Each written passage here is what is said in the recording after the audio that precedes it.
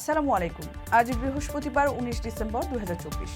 Friendly mobile প্রবাস time বুলেটিনে আপনাদের স্বাগত জানাচ্ছি আমি স্মরণী। শুরুতেই জানাবো শিরোনাম। আপাতত নতুন শ্রমিক নিতে চায় না ওমান, বিপাকে বাংলাদেশ সহ 3 দেশের কর্মীরা। স্পন্সর ভিসায় সুখবর, 4 লাখেরও বেশি শ্রমিক নেবে ইতালি।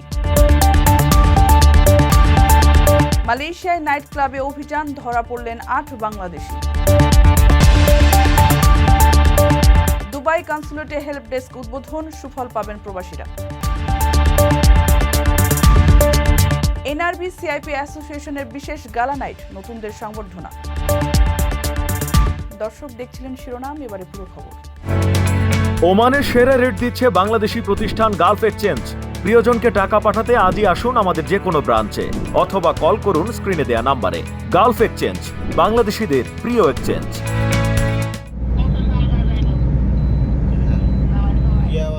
ওমানে প্রবাসী শ্রমিকের সংখ্যা 18 লাখ বলে জানা গেছে। এর মধ্যে বাংলাদেশে আছেন 6,56,000, ভারতের 5 লাখ আর চীনে থাকা পাকিস্তানিদের সংখ্যা 3,03,000।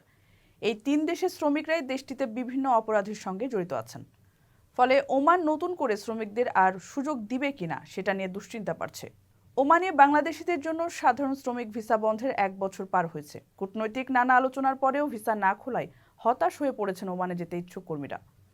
তবে সংশ্লিষ্ট ব্যক্তিদের সঙ্গে আলাপ করে জানা গেছে, নিকট ভবিষ্যতে ওমানে শ্রমিক ভিসা চালুর কোনো সম্ভাবনা নেই।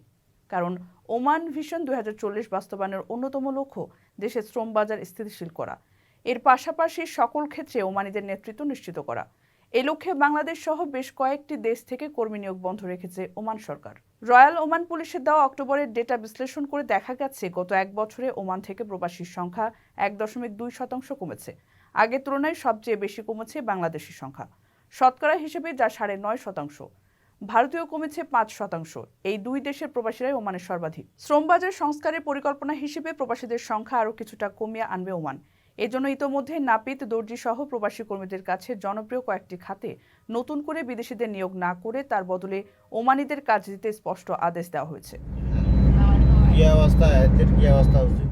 কারো কাছে স্বপ্ন পূরণ, কারো আনন্দের উপলক্ষ, আবার কারো জীবন পাল্টে দেওয়ার মুহূর্ত, কখনো জীবন বাঁচাতে সর্বোচ্চ গতিতে উড়ে চলা, কারো আবেগের শেষ মুহূর্ত, আপনজনের শেষ বিদায়ে সামিল হওয়া। এমন সব ইচ্ছে পূরণে সর্বনিম্ন ভাড়ায় দ্রুত গতির বাহন প্রবাসীর হেলিকপ্টার। আপনার প্রয়োজনে যোগাযোগ করুন আমাদের হটলাইনে। ইতালি শ্রমবাজারে অস্থির সময় কাটলেও স্পন্সর ভিসা পাওয়ায় এগিয়ে আছেন বাংলাদেশিরা। দেশটিতে বসবাসরত বাংলাদেশি ব্যবসায়ীদের শক্ত অবস্থানই এর মূল কারণ বলে মনে করা হচ্ছে। আগামী 3 বছর বিভিন্ন দেশ থেকে 4.5 লাখেরও বেশি শ্রমিক নেবে দেশটির সরকার। যদিও এই সুযোগ পাওয়ার জন্য যেতে হয় দীর্ঘ যাচাই বাছাই প্রক্রিয়ার মধ্য দিয়ে, অবৈধ অভিবাসী ঠেকাতেই ইতালি সরকারের নেওয়া কঠোর এই পদক্ষেপের ফলে এবছর আবেদন জমার সংখ্যা কমেছে রেকর্ড সংখ্যক।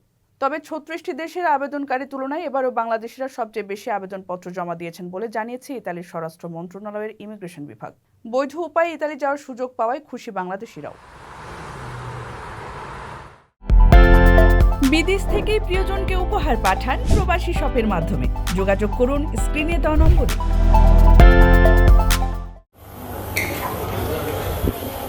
মালয়েশিয়ার কুয়ালালামপুরে একটি নাইট ক্লাবে অভিযান চালিয়ে 10 বাংলাদেশি সহ 70 জনকে আটক করেছে দেশটির ইমিগ্রেশন বিভাগ, যাদের মধ্যে 67 জন অবৈধ প্রবাসী রয়েছেন। বুধবার রাত 11:30টার দিকে কুয়ালালামপুরে মেট্রো পারদানা বারাত রোডের একটি নাইট ক্লাবে এই অভিযান পরিচালনা করে কুয়ালালামপুর অভিবাসন বিভাগ। কুয়ালালামপুরের অভিবাসন বিভাগের পরিচালক ওয়ান মোহাম্মদ সৌফি ওয়ান ইউসুফ বলেন, 2 সপ্তাহের গোয়েন্দা তথ্যের পর 36 জন কর্মকর্তা ও কর্মী নিয়ে এই অভিযান চালানো হয়, যেখানে প্রথমে 166 জনের কাগজপত্র যাচাই বাছাই শেষে 70 জনকে আটক করা হয়। আটককৃত অভিবাসীরা বৈধ ভ্রমণ নথি না থাকা, ভিজিট পাসের শর্ত লঙ্ঘন এবং অনুমোদিত সময়ের বাইরে অবস্থান সহ অভিবাসন সংক্রান্ত অপরাধ করেছেন এবং সেটি প্রমাণিত হয়েছে বলে জানান ওয়ান ইউসুফ। আটকদের মধ্যে 8 বাংলাদেশি ছাড়াও থাইল্যান্ডের 46, ভিয়েতনামের 4, লাওসের 5, মিয়ানমারের 2 এবং 1 জন করে চীন ও ভারতীয় নাগরিক এবং 3 জন স্থানীয় নিয়োগকর্তাও রয়েছেন। প্রবাসীদের বিনিয়োগের শতভাগ নির্ভরযোগ্য প্রতিষ্ঠান প্রবাসীর সিটি লিমিটেড। এখানে বিনিয়োগ করে হালাল মুনাফা অর্জন করুন। বাংলাদেশের দ্বিতীয় বৃহৎ শ্রমবাজার সংযুক্ত আরব আমিরাতের দুবাইয়ে কনসুলেটে প্রবাসীদের তথ্য ঘাটতি নিরসন ও সহযোগিতার লক্ষ্যে হেল্প ডেস্ক উদ্বোধন করা হয়েছে। বুধবার আন্তর্জাতিক অভিবাসী দিবস ও জাতীয় প্রবাসী দিবসে এই হেল্প ডেস্ক উদ্বোধন করেন বাংলাদেশ কনস্যুলেটের consul Mohammad Rasheduzzaman. Help desk উদ্বোধনকালে কনসাল জেনারেল মোহাম্মদ রাশেদুজ্জামান বলেন, প্রবাসীদের সর্বোচ্চ সেবা প্রদানের লক্ষ্যে হেল্প ডেস্ক চালু করা হয়েছে। কিছু সংখ্যক প্রবাসী যারা তৃতীয় পক্ষের সহযোগিতা নিয়ে কনসুলার সেবা গ্রহণ করেন, তাদের আহ্বান জানাবো, কোনো তথ্য বা ডকুমেন্টসের ঘাটতি থাকলে হেল্প ডেস্ক সহযোগিতা করবে, তাই অন্য কারো শরণাপন্ন হওয়ার প্রয়োজন নেই। তিনি আরও বলেন, বিমানবন্দরে প্রবাসীদের জন্য প্রবাসী লাউঞ্জ করা প্রমাণ করে এই সরকার প্রবাসীদের জন্য যথেষ্ট আন্তরিক। এই আন্তরিকতার ফল হিসেবে ভোটাধিকার প্রয়োগের সুযোগ নিয়ে ইতোমধ্যেই কাজ চলছে। এদিকে হেল্প ডেস্ক চালু হতে প্রবাসীরা উচ্ছ্বসিত। প্রবাসীদের দীর্ঘদিনের দাবি পূরণ হওয়ায় কনসুলেটকেও ধন্যবাদ জানিয়েছে তারা। আকর্ষণীয় রেট ও দারুণ সব ডাটা বান্ডেল পেতে আজই ব্যবহার করুন ফ্রেন্ডলি সিম। প্রবাসীদের শীর্ষ সংগঠন এনআরবি সিআইপি অ্যাসোসিয়েশনের বিশেষ গালা নাইটে নতুন করে নির্বাচিত হওয়া প্রবাসী সিআইপিদের সম্মাননা দেওয়া হয়েছে। বুধবার জাতীয় প্রবাসী দিবসে বনানী ক্লাবে আয়োজিত সেই অনুষ্ঠানে অ্যাসোসিয়েশনের সদস্য ও তাদের পরিবার অংশ নেয়।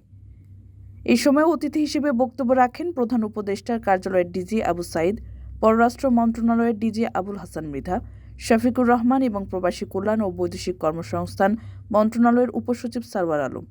তারা প্রবাসীদের দুঃখ কষ্ট এবং দেশের অর্থনীতিতে তাদের গুরুত্বপূর্ণ অবদানের কথা তুলে ধরেন। আমি এখানে আছি, এখানে যখন ছিলাম না, আগে যখন অন্য দায়িত্বে ছিলাম, আর সবসময় হলো যে প্রবাসীদের জন্য একটা আমার অন্তর মধ্যে একটা জায়গা আছে এবং এটা বসে থাকবে, এখানে থাকি আর না থাকি। আর এখানে যখন যতদিন আছি আমি চেষ্টা করছি আপনাদের জন্য কিছু করার জন্য, যে প্রবাসীদের কিছু একটা করা যায়।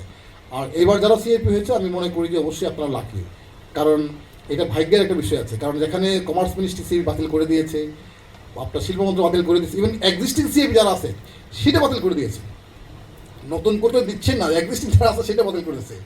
আমাদের এটাও কিন্তু আপনার ক্যাবিনেট কমিটিতে সিদ্ধান্ত হয়েছিল সচিব কমিটিতে দেওয়া হবে না। এখানে অনেকগুলো আর্গুমেন্ট করেছিলাম আমি, কিন্তু আমি যখন লাস্টে বললাম স্যার আমি তো এখানকার কোনো মেম্বার না, বাট আমি কয়েকটা পয়েন্ট বলতে চাই। ক্যাবিনেট সচিব এগ্রি করলেন, ঠিক আছে তুমি বলো। তাই বললাম দেখেন আমার একজন সিআইপি হচ্ছে আমার একজন অ্যাম্বাসাডারের মতো। উনি যে উপজেলার মানুষ, ওই উপজেলার লোকজন যারা থাকে ওই জেলার সমস্ত লোকজন তার কাছে যায়। সুতরাং কোনো সমস্যা হলে অ্যাম্বাসি আসার আগে ওই লোকটা টেক কেয়ার করে। একটা লোক মারা গেলে, অসুস্থ হলে বা কোনো সমস্যা হলে সেটা দেওয়া উচিত। এখানে ওমান থেকে যারা আসছেন তাদের অনেকের সাথে, অনেক না প্রায় সবার সাথেই তো পরিচয় আছে, বাকি নেই কেউ। আমি তাদের সেই সুন্দর মুখগুলো দেখে আজকে আসলে নিজের কাছে চিন্তা করিনি যে এরকম একটা অনুষ্ঠানে এইরকম পরিবেশে বা এরকমভাবে আপনাদের সাথে দেখা হবে। কারণ ওমানে যে 5 বছর ছিলাম এবং আপনাদের সাথে যে কাজ করছি, যখন বিশেষ করে যখন আমরা কনসুলেট ট্যুরে যেতাম, জামানের ইদি সাহেব, মান্নান সাহেব সহ তারা যে কষ্ট করতেন আর কি, মানে কল্পনাতীত। আমাদের যে ভাইয়েরা এদের মধ্যে এই এক্সপোর্টেড ম্যানপাওয়ারের মধ্যে যারা তারকা খচিত হয়েছেন, যারা চিহ্নিত হয়েছেন যে কমার্শিয়াল ইম্পর্টেন্ট পারসন, এটা হচ্ছে অন দি ওয়ান হ্যান্ড এটা একটা পার্সোনাল গেইন, যে আপনারা পার্সোনালি এলিভেটেড হয়েছেন, আপনারা পার্সোনালি সাকসেসফুল হয়েছেন। এটা হচ্ছে কংগ্রাচুলেশনস নাম্বার 1। 2 নম্বর, যে আপনাদের এই অর্জনের সাথে আপনার দেশের কিছু অর্জন রয়েছে, কারণ আপনি একটা বিশেষ পরিমাণের টাকা দেশে পাঠাতে পেরেছেন এবং যে টাকা, যেটা ডলার, যেটা বিদেশি কারেন্সি, এর কোনো আলাদা কোনো কস্ট নাই। যে আরএমজি সেক্টরের মতো ঠিক এত পরিমাণের ডলার আপনি বাইরে নিয়ে গেছেন বা আপনাকে খরচ করতে হয়েছে বিধায় আপনি এত পরিমাণে দেশে পাঠালেন, এইরকম কোনো ইম্প্যাক্ট নাই। এই দিক দিয়ে এটা প্রায় 100% ভ্যালু এডিশন। দর্শক দেখছিলেন ফ্রেন্ডলি মোবাইল প্রবাস টাইম বুলেটিন। শেষ করার আগে শিরোনামগুলো জানিয়ে দিচ্ছি আরও একবার। আপাতত নতুন শ্রমিক নিতে চায় না ওমান, বিপাকে বাংলাদেশ সহ 3 দেশের কর্মীরা। স্পন্সর ভিসায় সুখবর, 4 লাখেরও বেশি শ্রমিক নেবে ইতালি। মালয়েশিয়ায় নাইট ক্লাবে অভিযান, ধরা পড়লেন 8 বাংলাদেশি। দুবাই কনসুলেটে হেল্প ডেস্ক উদ্বোধন, সুফল পাবেন প্রবাসীরা। এনআরবি সিআইপি অ্যাসোসিয়েশনের বিশেষ গালা নাইট, নতুনদের সংবর্ধনা। এই ছিল ফ্রেন্ডলি মোবাইল প্রবাস টাইম বুলেটিনের আজকের আয়োজনে। প্রবাসের সর্বশেষ সংবাদ পেতে ভিজিট করুন www.probastime.net। সাবস্ক্রাইব করুন আমাদের ইউটিউব চ্যানেল এবং চোখ রাখুন ফেসবুক পেজে। পরবর্তী বুলেটিন দেখার আমন্ত্রণ জানিয়ে আজকের মতো বিদায় নিচ্ছি আমি সরণী। সে পর্যন্ত সবাই ভালো থাকবেন এবং নিরাপদে থাকবেন। আল্লাহ হাফেজ।